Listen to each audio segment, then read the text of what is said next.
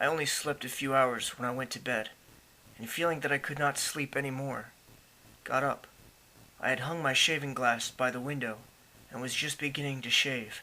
Suddenly I felt a hand on my shoulder, and I heard the Count's voice saying to me, "Good evening." I started, for it amazed me that I had not seen him, since the reflection of the glass covered the whole room behind me. In starting I had cut myself slightly, but did not notice it at the moment. Having answered the Count's salutation, I turned to the glass again to see how I had mistaken. This time there could be no error, for the man was close to me, and I could see him over my shoulder, but there was no reflection of him in the mirror. The whole room behind me was displayed, but there was no sign of a man in it except myself. This was startling, and coming on the top of so many strange things was beginning to increase the vague feeling of uneasiness which I always have when the Count is near. But at the instant I saw that the cut had bled a little, and the blood was trickling over my chin. I laid down the razor, turning as I did so half round to look for some sticking plaster. When the Count saw my face, his eyes blazed with a sort of demonic fury, and he suddenly made a grab at my throat. I drew away, and his hand touched the string of beads which held the crucifix. It made an instant change in him, for the fury passed so quickly that I could hardly believe that it was ever there. "Take care," he said. "Take care how you cut yourself. It is more dangerous than you think in this country." Then seizing the shaving glass, he went on, "And this is the wretched thing that has done the mischief.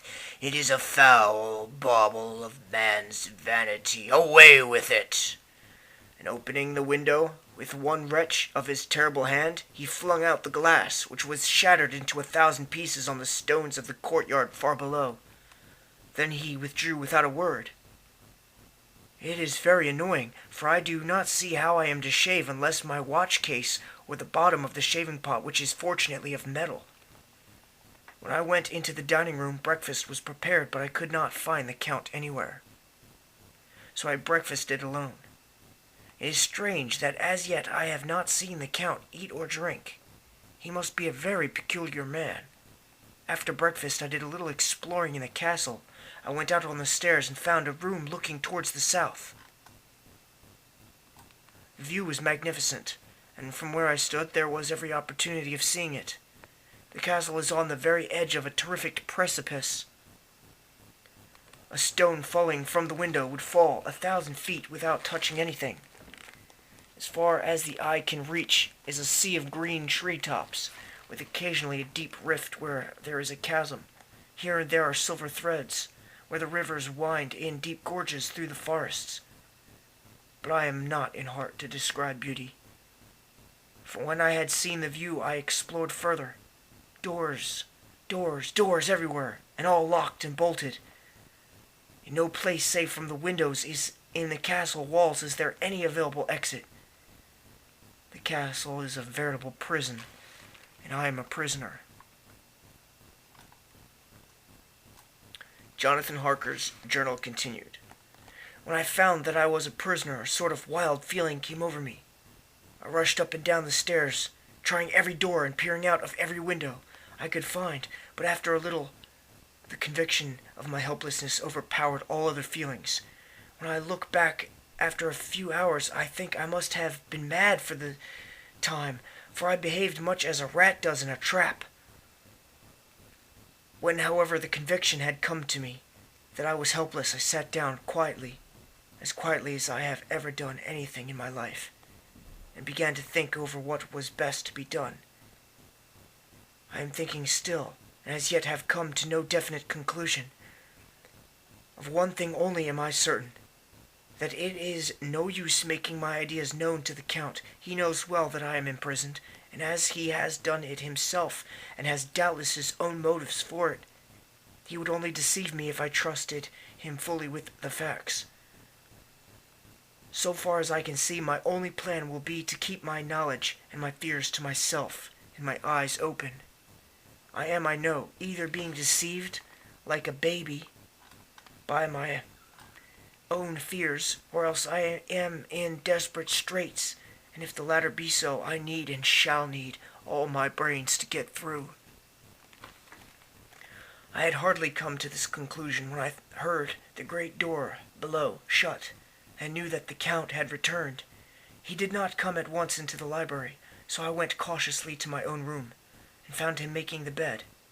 This was odd, but only confirmed what I had all along thought, that there are no servants in the house.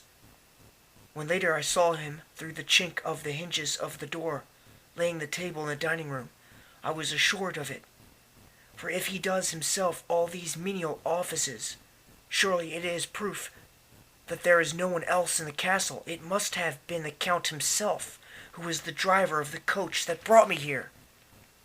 This is a terrible thought, for if so, what does it mean that he could control the wolves, as he did, by only holding up his hand for silence? How was it that all the people at Blistritz and on the coach had some terrible fear for me? What meant the guinevere of the crucifix, of the garlic, of the wild rose, of the mountain ash? Bless that good woman who hung the crucifix around my neck, for it is a comfort and a strength to me whenever I touch it. It is odd that a thing which I have been taught to regard with disfavor and as idolatrous should in a time of loneliness and trouble be of help. Is it that there is something in the essence of the thing itself, or that it is a medium, a tangible help in conveying memories of sympathy and comfort? Sometime, if it may be, I must examine this matter and try to make up my mind about it. In the meantime, I must find out all I can about Count Dracula, as it may help me to understand tonight. He may talk of himself if I turn the conversation that way. I must be very careful, however, not to awake his suspicion. Midnight. I have had a long talk with the Count. I asked him a few questions on Transylvanian history, and he warmed up to the subject wonderfully. In his speaking of things and people, and especially of battles, he spoke as if he had been present at them all. This he afterwards explained by saying that to a boyar the pride of his house and name is his own pride, that their glory is his glory, that their fate is his fate. Whenever he spoke of his house, he always said we, and spoke almost in the plural, like a king speaking. I wish I could put down all he said exactly as he said it, for to me it was most fascinating. It seemed to have in it a whole history of the country. He grew excited as he spoke, and walked about the room pulling his great white mustache, and grasping anything on which he laid his hands, as though he would crush it by main strength. One thing he said, which I shall put down as nearly as I can, for it tells in its way the story of his race. We Seculars have a right to be proud, for in our veins flows the blood of many brave races, who fought as the lion fights for lordship. Here in the whirlpool of European races, the Ugric tribe bore down from Iceland the fighting spirit which Thor and Woden gave them, which their berserkers displayed to such fell intent on the seaboards of Europe, aye, and of Asia and Africa too, till the people thought that the werewolves themselves had come. Here, too, when they came, they found the Huns, whose warlike fury had swept the earth like a living flame, till the dying people held that in their veins ran the blood of those old witches who expelled the Scythia had mated with the devils in the desert. Fools! Fools! What devil, or what witch was ever so great as Attila, whose blood is in these veins? He held up his arms. It is a wonder that we were a conquering race, that we were proud, that when the Magyar, the Lombard, the Avar, the Bulgar, or the Turk poured his thousands on our frontiers, we drove them back. Is it strange that when Arpad and his legions swept through the Hungarian fatherland, he found us here when he reached the frontier, that the Honfogalas was completed there, and when the Hungarian flood swept eastward, the Sekelis were claimed as kindreds by the victorious Magyars, and to us for centuries we trusted the guarding of the frontier of Turkeyland. Aye, and more than that, endless duty of the frontier guard, for as the Turks say, water sleeps and the enemy is sleepless. Who more gladly than we throughout the four nations received the bloody sword, or at its warlike call flocked quicker to the standard of the king? When was redeemed that great shame of my nation, the shame of Kosovo, when the flags of the Wallach and the Magyar went down beneath the crescent? Who was it but one of my own race, who at Voivode crossed the Danube and beat the Turk on his own ground? This was a Dracula, indeed. Woe was it that his own unworthy brother, when he had fallen, sold his people to the Turk and brought the shame of slavery on them.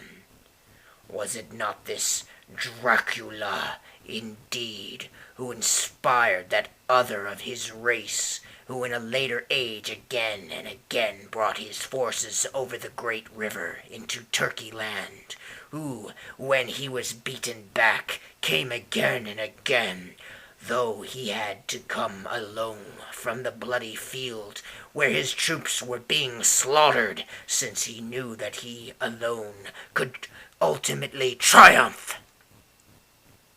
They said that he thought only of himself. Bah! What good are peasants without a leader? Where ends the war without a brain and heart to conduct it? Again, when after the battle of Mohacs he threw off the Hungarian yoke, we of the Dracula blood were amongst their leaders, for our spirit would not brook that we were not free. Ah, young sir, the Sekelis and the Dracula as their heart's blood. Their brains and their swords can boast a record that mushroom growths like the Habsburgs and the Romanovs can never reach. The warlike days are over. Blood is too precious a thing in these days of dishonorable peace, and the glories of the great races are as a tale that is told.